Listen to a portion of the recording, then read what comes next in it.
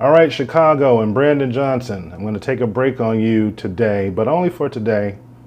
Only for today. We've got something cooking that's going to be uploaded in the next 24 to 48 hours, but we've got to talk about Indianapolis. One state over, a couple hours drive from Chicago, much smaller city, but we're seeing the exact same things that we see in Chicago in Indianapolis. They just cannot escape the violence. Headlines now, the big developing story, as we mentioned, 15 people have been shot since 3:30 yesterday morning. In the most recent shooting, 7 people shot, 2 of them killed. CBS 4's Russ McQuaid has more on where that investigation stands tonight and what an eyewitness saw happen.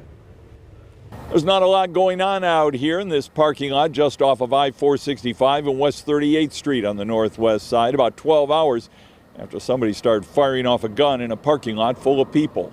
I woke up from that nap and just noticed the scene around me, and it was normal. Everybody's walking around, everybody's having a good time, drinking, socializing, and then out of nowhere, rapid gunfire, nonstop. It's like the shots actually got faster.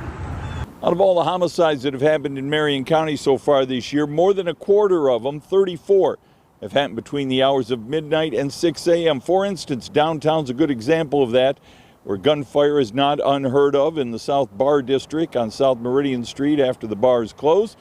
Also, that's where 2 juveniles were shot to death after midnight on 4th of July. And that's always the question I'm forced to ask myself. When you hear something like that, juveniles being shot and being killed at 2, 3, 4 o'clock in the morning, who are these children's parents?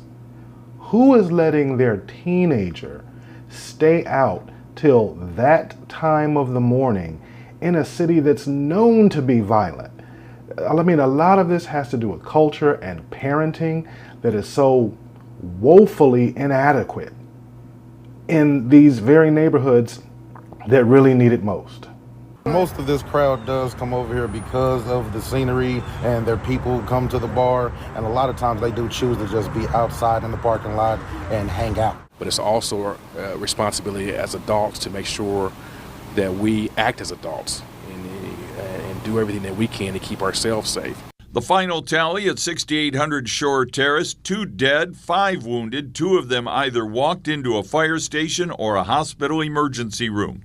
All of them victims of a late night out outside a bar and a liquor store. Walk away. Everything is not about your ego or how tough you may be or how tough you want to be. It doesn't make sense for all this to keep happening so frequent in the city like it does. Sad to say, I did know one person, and I do feel sorry for his family because he was a good guy. He wasn't, a rowdy person. He wasn't angry or anything. He was very chill. He was positive, friendly. And that's why I stay indoors, people. I very seldom go into the city on the west and the south sides of Chicago because I have things to do in the morning. I don't have time to be hanging around, looking over my shoulder, always being on alert, always worried about if you look at someone, are they going to react a certain way? If someone sees you driving your car and they like your car, they're going to try and take your car because they're jealous. You speak to a female whom you see, and now somebody thinks you're trying to talk to their woman.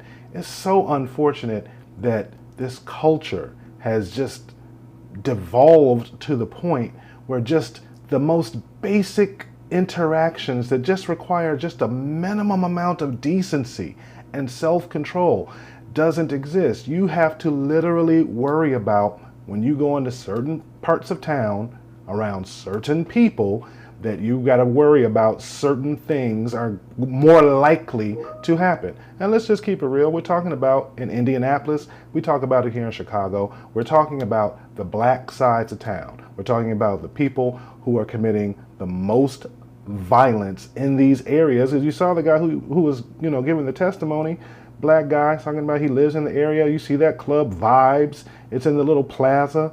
This is a black part of town, and this is where this stuff usually happens, and that's why I don't hang out on that side of town. But I do want to go to even the chief of police, Christopher Bailey, he's on record. He's pleading with these parents. Please get your kids under control. They had a huge issue in Indianapolis on 4th of July weekend. This is what he said then. Thousands of people came downtown tonight, enjoyed the fireworks, and went home. Thousands more chose to come down here and all night cause trouble. I was down here until about 12:30 tonight. I worked with my officers, took the runs with them, dealt with the disturbances, dealt with the utter disrespect for our city, for our laws, and for law enforcement. Hundreds of unsupervised kids down here. I don't know how many times I have to say it. We are not your children's keepers. You are. And parents and guardians have got to step up. A kid is dead tonight. And we just don't know the age of the young man down the street, still here, dead. He looks young. It's unacceptable. The police department all night long went from place to place to place, trying to prevent these kind of things. And I gotta be honest, I'm tired of it. You should be tired of it. This is not our job to do this. It is unnecessary. You don't have to act like this. And there you hear it, right there from the chief of police. He's begging parents to take control of their out-of-control children who are in downtown Indianapolis. And for those of you who are going to attack me and say, oh, how do you know it was the black kids? There's plenty of video out there that shows exactly who was downtown on the weekend of July 4th. You can look at video after video and news conference after news conference, and you see exactly who the culprits are. Unless and until we are going to be honest in the black community about where a lot of this violence and antisocial behavior is actually originating, we're never going to have a solution. Because we either don't admit it, or when we do admit it, we come up with an excuse. And then if we don't come up with an excuse, we try to blame it on externalities like racism and white supremacy. And guess what?